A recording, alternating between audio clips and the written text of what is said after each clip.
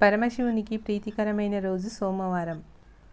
శివయ్య అనుగ్రహం కోసం సోమవారం శివభక్తులు శివయ్యను అనేక రకాలుగా పూజిస్తూ ఉంటారు. పరమశివుని పరిపూర్ణ అనుగ్రహం పొందాలంటే శివయ్యను ఎలా పూజించాలి, సోమవారం చేయకూడని పనులేమిటో అనే ఆసక్తికరమైన విషయాలు తెలుసుకుందాం. హిందూ సంప్రదాయం ప్రకారం శ్రీ మహావిష్ణువు అలంకార ప్రియుడు. అందుకే వైష్ణవ ఆలయాల్లో అలంకారాలు ఎక్కువగా చేస్తుంటారు. శివునికి అభిషేకం అంటే ప్రీతి. చెంబెడు నీళ్లు ఆ శివలింగంపై పోసి నమస్కరిస్తే చాలు, శివయ్య తప్పకుండా అనుగ్రహిస్తాడు. గంగాజలం. హిందూ సంప్రదాయం ప్రకారం ఏ నీటి స్వరూపమైనా గంగా అని పిలవడం పరిపాటి. శివునికి జలాభిషేకం అంటే ఎంతో ప్రీతి. జలం అందరికీ అందుబాటులో ఉంటుంది. ప్రతి సోమవారం శివలింగాన్ని కొద్దిపాటి జలంతో అభిషేకిస్తే చాలు, శివానుగ్రహం పొందవచ్చు. మరి అందుకే శివుడు భక్త సులభుడయ్యాడు. ఏకబిల్వం శివార్పణం. ఐశ్వర్యం కోరుకునేవారు సోమవారం నాడు పరమశివుని బిల్వదళాలు అంటే మారేడు దళాలతో అర్చిస్తే అష్టైశ్వర్యాలు సొంతమవుతాయని శాస్త్రవచనం. దేవతా వృక్షంగా పేరొందిన మారేడు చెట్టు ఆకులు అనగా మారేడు దళాలలో శ్రీ మహాలక్ష్మీదేవి కొలువై ఉంటుందట. మారేడు దళాలు శివభక్తులకు సులభంగా దొరుకుతాయి. తన భక్తుల నుంచి ఆకులు తీసుకొని వారికి అష్టైశ్వర్యాలు ప్రసాదించి పరమశివుడు భక్తవశంకరుడు అయ్యాడు. ఆరోగ్యమే మహాభాగ్యం. సోమవారం ఆవు పాలతో పరమశివునికి అభిషేకం చేస్తే సమస్త అనారోగ్య సమస్యలు పోయి మంచి ఆరోగ్యం చేకూరుతుందని భక్తుల ప్రగాఢ విశ్వాసం. గోవు పాలు కూడా సులభంగా దొరికేవే. చిన్న ఉద్ధరిని ఆవు పాలతో శివయ్యను అభిషేకిస్తే చాలు, మంచి ఆరోగ్యాన్ని మనకు అందించే భోళాశంకరుడు పరమశివుడు. పంచామృత స్నానం సమర్పయామి.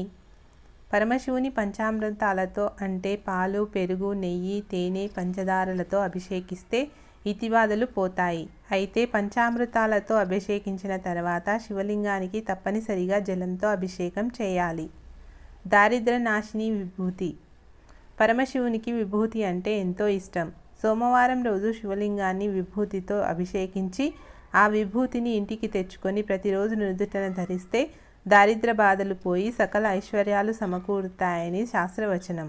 అయితే శివాభిషేకంలో వాడే విభూతి ఆవు పేడతో చేసిన పిడకల నుంచి తయారు చేసింది అయితేనే సత్ఫలితాలు ఉంటాయని చెబుతారు. భజ విశ్వనాథం. శివునికి భజనలన్నా కీర్తనలన్నా ఎంతో ప్రీతి.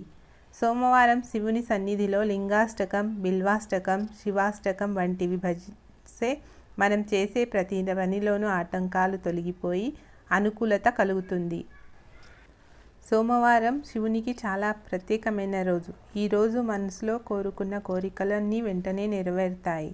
ప్రతి సోమవారం ఉత్తరాభిముఖంగా 108 సార్లు ఓం నమః శివాయ అనే శివమంత్రాన్ని క్రమం తప్పకుండా జపిస్తే శివుడు ప్రసన్నం అవుతాడని ప్రజలు నమ్ముతారు.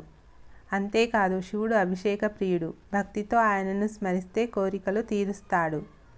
మానసిక ఒత్తిడితో బాధపడుతున్నట్లయితే సోమవారం రోజున పంచదార కలిపిన పాలతో శివునికి అభిషేకం చేయాలి. ఇలా చేయడం వలన ఒత్తిడి తగ్గుతుందని నమ్మకం. అలాగే జ్ఞానం లభిస్తుంది. శారీరక వ్యాధులతో బాధపడుతుంటే సోమవారం రోజున శివునికి పంచామృతంతో అభిషేకం చేయాలి. ఇలా చేయటం వలన శివుని అనుగ్రహంతో రోగాల నుంచి విముక్తి లభిస్తుందని విశ్వాసం. దరిద్రం పోయి ఆర్థిక లాభాలను పొందుతారు. మనసులో భయం, దిగులుగా ఉంటే శివునికి ఉత్తరాభిముఖంగా శివుని అనుగ్రహం కోసం శివరక్షా స్తోత్రాన్ని పఠించాలి. ఇలా చేయటం వలన ఆత్మవిశ్వాసం పెరుగుతుంది. మనసులో భయం పోవడం మాత్రమే కాదు, ప్రశాంతంగా ఉండాలి. ఇక జీవితంలో ఆర్థిక సమస్యలను ఎదుర్కొంటున్నట్లయితే సోమవారం నాడు శివుడిని పూజించాలి. ఇక చివరిగా చంద్రశేఖర స్తోత్రాన్ని పఠించాలి. ఇలా చేయటం వల్ల చంద్రుడు బలపడతాడు. అంతేకాకుండా సోమవారమే రామాయణంలోని అయోధ్యకాండ పారాయణం చేయాలి. ఇలా శివుడికి పరిహారాలు చేయిస్తే మీ కోరికలు వెంటనే నెరవేరుతాయి. ఈ నియమాలు తప్పనిసరి. సోమవారం నియమనిష్టలతో శివపూజ చేసేవారు ఉపవాసం ఉండాలన్న నియమమేమీ లేదు. అసలు మితంగా సాత్విక ఆహారం తీసుకునేవారు ప్రతిరోజు ఉపవాసం చేసినట్లే అని శాస్త్రంలో వివరించారు. ఇక నియమబద్ధంగా సోమవారాలు శివపూజ చేసేవారు తప్పనిసరిగా అభ్యంగన స్నానం చేసి శివాలయాన్ని సందర్శించాలి. తమ శక్తి మేరకు శివునికి అభిషేకాలు, అర్చనలు చేయాలి. పళ్ళు, పాలు, కూరగాయలతో చేసిన పదార్థాలను మితంగా స్వీకరించాలి. ఒంటిపూట భోజనం, బ్రహ్మచర్యం తప్పనిసరి. ఆత్మ నివేదనంలో మనసే ప్రధానం. పరమశివుని పూజలో మనసే ప్రధానం. మనసును ఎప్పుడు పవిత్రంగా ఉంచుకోవాలి. ఎవరి గురించి చెడుగా ఆలోచించకూడదు. చెడు పనులు చేయకూడదు. అలాంటి పవిత్రమైన మనసును భక్తితో శివునికి అర్పిస్తే ఆ శివుని అనుగ్రహం వలన జన్మరాహిత్యం కలుగుతుంది. అంటే మళ్ళీ పుట్టడం, మళ్ళీ చావడం వంటి జన్మకర్మల నుంచి విముక్తులం అవుతాం. ఓం నమః శివాయ.